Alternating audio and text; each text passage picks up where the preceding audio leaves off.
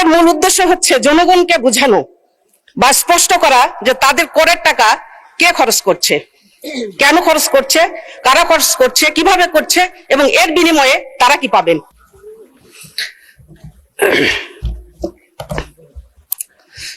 বিসমিল্লাহির রহমানির রহিম।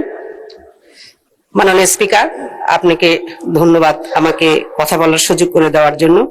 প্রথমে আমি আল্লাহ রাব্বুল আলামিনের কাছে শুকরিয়া আদায় করছি যে উনি আমাকে এই মহান সংসদে আসার তৌফিক এনায়েত করেছেন।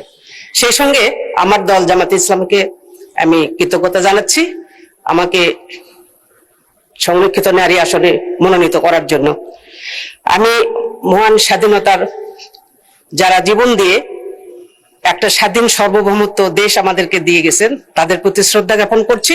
সেই সঙ্গে 24-এর আন্দোলনে যারা শহীদ হয়েছেন, যাদের রক্তের উপর দাঁড়িয়ে, যাদের আত্মত্যাগের উপর দাঁড়িয়ে আজকে আমাদের এই ত্রয়োদশ জাতীয় সংসদ এবং এই সংসদে আমাদের পদচারণা, তাদেরকে গভীর শ্রদ্ধার সঙ্গে স্মরণ করে আমি আজকের বাজেটের উপর কথা বলতে চাচ্ছি। মাননীয় স্পিকার, 2026-27 অর্থ বছরের মোট 9,38,000 কোটি টাকা বাজেটের যে প্রক্ষালন করা হয়েছে, এটা জিডিপির 13.7%। বিগত যে কোনো সময়ের সময় এটা তুলনায় টাকার দিক থেকে, টাকার পরিমাণের দিক থেকে অনেক বেশি। কিন্তু এখানে যে গণতান্ত্রিক রাষ্ট্রের বাজেটের যে সিস্টেম, সেটা আমি কিছু অনিয়ম লক্ষ্য করছি বা যেটা আমার চোখে ধরা পড়েছে, আমি সেটা একটু আলোচনা করতে চাচ্ছি। মাননীয় স্পিকার, গণতান্ত্রিক রাষ্ট্রের মৌলিক দায়িত্ব হলো বাজেট জনগণের সাথে যোগাযোগ করে দিবে এবং এই বাজেট জনগণের যোগাযোগের মাধ্যমে জনগণকে জানিয়ে দিবে যে অতীতে কি ছিল, বর্তমানে কি আছে এবং ভবিষ্যতে তাদের জন্য আমরা এই বাজেটের মাধ্যমে কি করতে চাচ্ছি। মাননীয় স্পিকার, 26-27 অর্থ বছরের বাজেটের 10টি অগ্রাধিকার দেওয়া হয়েছে। সেই অগ্রাধিকার মধ্যে স্পষ্ট করা হয়নি যে কতটা কর্মসংস্থান সৃষ্টি হবে, কত বিনিয়োগ আসবে, কত সময়ের মধ্যে মূল্যস্ফীতি আসবে, কত নতুন করদাতা যুক্ত হবে এবং কোন সূচকের মাধ্যমে সাফল্য পরিমাণ করা যাবে তা অস্পষ্ট। মাননীয় স্পিকার,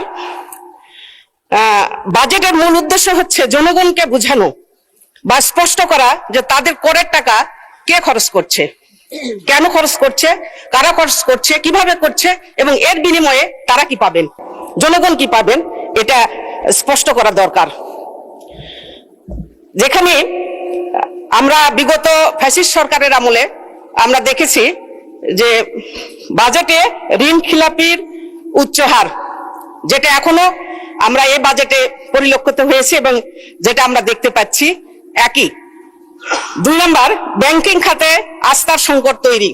মাননীয় স্পিকার, যেটা এখন না বললেই নয় যে আসলে বাংলাদেশে এই ব্যাংকিং খাত অস্থিরতা শুরু হয়েছে, কেন জানি সেটা আর শেষই হতে চাচ্ছে না, বরং আরো নতুন করে উত্তর আরো বৃদ্ধি পাচ্ছে, যেখানে জনগণ বা গ্রাহকরা তাদের টাকা নিয়ে শঙ্কিত আছে। এরকম চলতে থাকলে কোনো এক সময় হয়তো বা জনগণ তাদের টাকা ব্যাংকে রাখতে আর উৎসাহিত হবে না বা রাখতে চাইবে না। দুর্নীতি নিয়ন্ত্রণের দুর্বলতা।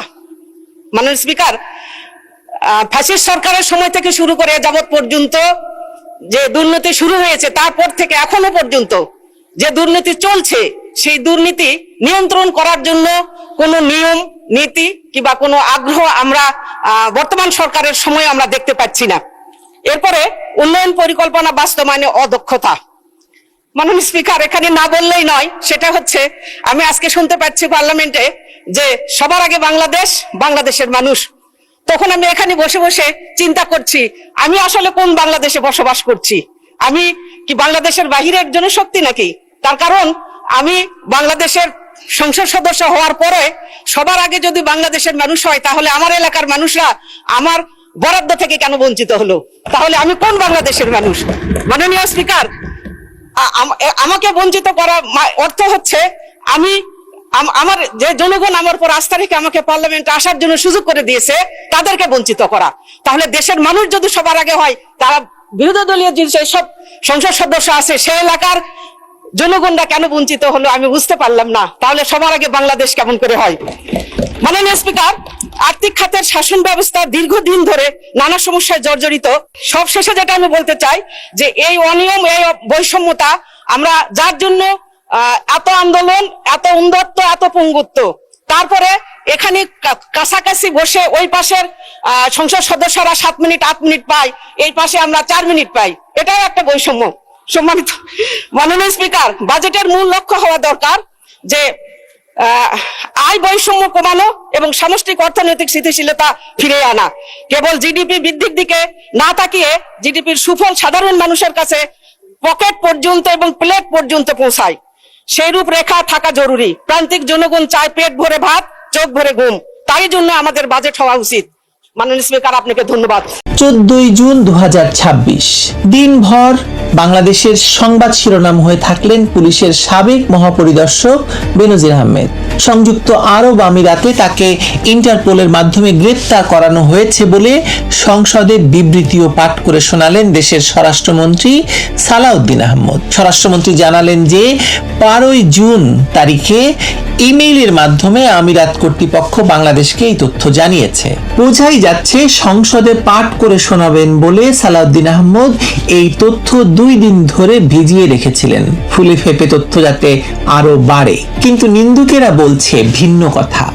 মানুষ বলছে খুলনায় 14 জুন ভোরে ফজরের নামাজ চলাকালে বন্দুকধারীর গুলিতে মুসল্লি নিহত হওয়ার খবর দেশের মিডিয়া এবং সামাজিক যোগাযোগ মাধ্যম থেকে সরিয়ে দিতেই বেনজিরকে ছাড়া হয়েছে। যদিও বেনজির সাহেবকে ইন্টারপোল নয়, ভিসা জটিলতার কারণে আমিরাতের কর্তৃপক্ষ বা ইমিগ্রেশন কর্তৃপক্ষ আটক করেছিল বলেও জানা যাচ্ছে। প্রথমেই আমাদের যে প্রশ্নটি তোলা উচিত তা হলো, একজন স্বরাষ্ট্রমন্ত্রী সংসদে দাঁড়িয়ে যখন বলেন যে ইন্টারপোলের মাধ্যমে কাউকে গ্রেপ্তার করা হয়েছে, তখন তার সেই দাবির পক্ষে প্রমাণ হাতে থাকা দরকার ছিল। আমিরাত সরকারের দেওয়া চিঠি হিসাবে যেটি তিনি এবং তাদের পক্ষের লোকেরা সামাজিক যোগাযোগ মাধ্যমে উপস্থাপন করছে, সংসদে নয়, তার কোথাও ইন্টারপোল শব্দটির জিকির নেই। তাহলে স্বরাষ্ট্রমন্ত্রী সহ বাকিরা ইন্টারপোলের মাধ্যমে বেনজিরকে গ্রেপ্তারের কথাটি কোথায় পেলেন? কেনই বা বলছেন? কারণ আন্তর্জাতিক আইন এবং ইন্টারপোলের কার্যপ্রণালী সম্পর্কে ন্যূনতম ধারণা থাকলে বোঝা যাওয়ার কথা যে ইন্টারপোল নিজে কাউকে গ্রেপ্তার করে না। ইন্টারপোল কোনো আন্তর্জাতিক পুলিশ বাহিনী নয়, তারা সদস্য রাষ্ট্রগুলোর মধ্যে তথ্য বিনিময় এবং সহযোগিতার একটি প্ল্যাটফর্ম মাত্র।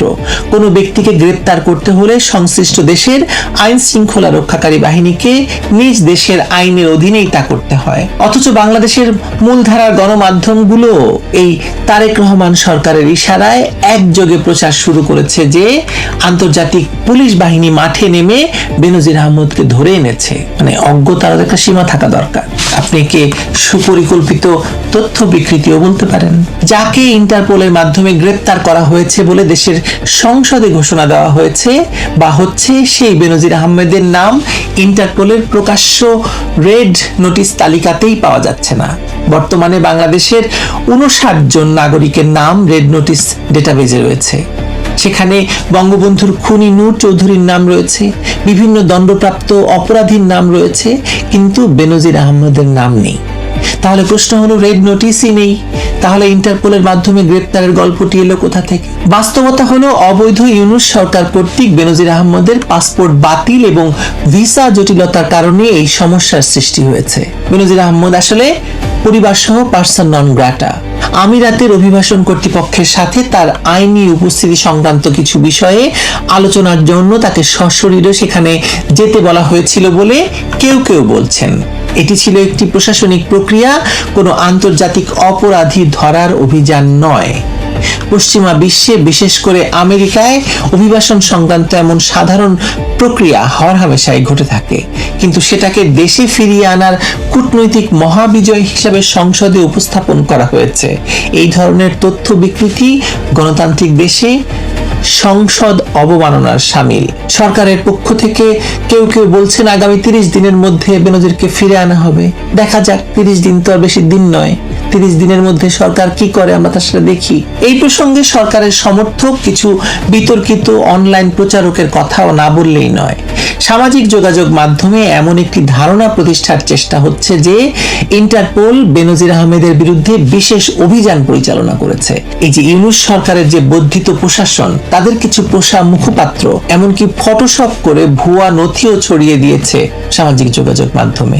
রাষ্ট্রীয় পৃষ্ঠপোষকতায় গুজব উৎপাদনের এই কারখানা আসলে নতুন কিছু নয়, কিন্তু এবার সেই গুজব সংসদ পর্যন্ত পৌঁছে গেছে।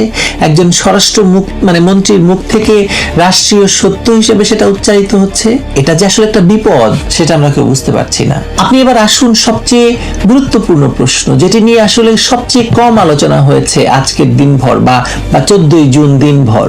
14ই জুন ভোরে খুলনার দৌলতপুরে ওয়েস্ট জোন পাওয়ার ডিস্ট্রিবিউশন কোম্পানির জামে মসজিদে ফজরের নামাজ চলার সময় দুর্বৃত্তরা ঢুকে গুলি চালায়। হেলমেট পরা দুই বন্দুকধারী মোটরসাইকেলে এসে মসজিদে প্রবেশ করে মুসল্লিদের উপর হামলা করে। মানুষ নামাজ পড়তে গিয়ে গুলি খায়।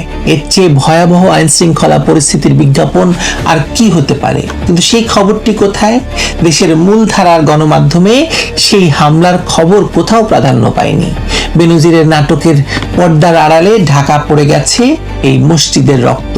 শুধু এই একটি ঘটনাই নয়, গত আগস্ট থেকে মে মাস পর্যন্ত মাত্র 9 মাসে খুলনা নগরীতে 89টি হত্যাকাণ্ড ঘটেছে। এর মধ্যে অন্তত 34টির সঙ্গে সংঘবদ্ধ সন্ত্রাসী গোষ্ঠীর সম্পৃক্ততা রয়েছে। কয়েকদিন আগেই লবণচড়া থানার মাথাভাঙা এলাকায় বিএনপির একজন নেতাকে প্রকাশ্যে গুলি করে হত্যা করা হয়েছে। চলমান যৌথ অভিযানে 500-র বেশি মানুষ গ্রেপ্তার হওয়ার পরও হত্যা, চাঁদাবাজি এবং সশস্ত্র সন্ত্রাস থামছে না। এই যদি হয় একটি বিভাগীয় শহরের চিত্র, তাহলে সারা দেশের অবস্থা কতটা ভয়াবহ সেটি কল্পনা করাও কঠিন। বেনজির যখন পুলিশের মহাপরিদর্শক ছিলেন, বাংলাদেশের এই অবস্থা ছিল না। এর সঙ্গে যদি যোগ করা যায় সারা দেশে হামে আক্রান্ত হয়ে শিশু মৃত্যুর বিষয়টি, যা এখনো থামছে না বা থামানো যাচ্ছে না, তাহলে এই বেনজিরের গ্রেপ্তারের বিষয়টি আসলে এতটাই গৌণ হয়ে যাওয়ার কথা যে তা নিয়ে মানুষের কোনো আগ্রহই থাকার কথা নয়। অথচ সরকার এবং তাদের বাহিনী এই খবরকেই জাতীয় ইস্যু বানিয়ে ফেলেছে। সরকারি ব্যর্থতা এবং অব্যবস্থাপনার কারণে দেশে হামের টিকা সংগ্রহ করা সম্ভব হয়নি। সঠিক চিকিৎসার অভাবে হাজারের কাছাকাছি শিশু অকালে প্রাণ হারিয়েছে। এটি কোনো ছোটখাটো দুর্ঘটনা নয়, রাষ্ট্রীয় অবহেলায় শিশু হত্যা। কিন্তু সেই জাতীয় বিপর্যয় নিয়ে সংসদে জরুরি আলোচনা নেই, সরকারের ব্যাখ্যা নেই, কোনো দায় স্বীকার নেই। অথচ একজন সাবেক পুলিশ কর্মকর্তাকে ঘিরে রাজনৈতিক প্রচারণায় ঘন্টার পর ঘন্টা অপচয় হচ্ছে। একথা সত্য যে বেনজির আহমেদের বিরুদ্ধে দুর্নীতি, অবৈধ সম্পদ অর্জন এবং ক্ষমতার অপব্যবহার নিয়ে গুরুতর অভিযোগ তুলতেই পারেন আপনারা। আছেও সে অভিযোগ।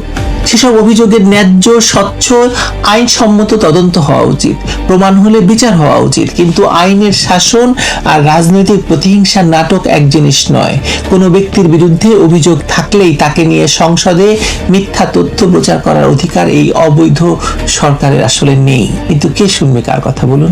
রাষ্ট্র পরিচালনায় অগ্রাধিকার বলে একটি বিষয় আছে। যে সরকারের আমলে মসজিদে গুলি চলে, শিশুরা টিকার অভাবে মারা যায়, একটি বিভাগীয় শহরে 9 মাসে 90টি খুন হয়, সেই সরকারের স্বরাষ্ট্রমন্ত্রী সংসদে দাঁড়িয়ে বিদেশে অবস্থানরত একজন সাবেক কর্মকর্তার ভিসা জটিলতাকে আন্তর্জাতিক বিজয় হিসেবে প্রচার করার কোনো নৈতিক অধিকার তো নেই। এটি শুধু মিথ্যাচার নয়, জনগণের প্রতি চরম অবজ্ঞা, অবহেলা। যখনই কোনো সরকার বাস্তব সংকট আড়াল করতে চায়, তখনই নাটকীয় শিরোনাম তৈরি হয়। কিন্তু শিরোনাম দিয়ে বাস্তবতা তো ঢেকে রাখা যায় না, বাস্তবতা বদলানো যায় না। দেশের মানুষ জানতে চায় সংসদে উচ্চারিত বক্তব্যের পেছনে কোনো প্রমাণ আছে কিনা, কোনো ইন্টারপোল নথি, কোনো রেড নোটিশ নাম্বার, কোনো আমিরাত সরকারের আনুষ্ঠানিক বিবৃতি কি সংসদে উপস্থাপন করা হয়েছে? না, হয়নি। কারণ এই সরকার প্রমাণের রাজনীতি করে না, প্রচারণার রাজনীতি করে। চালিয়ে যান প্রচারণা। ভালো থাকবেন সবাই।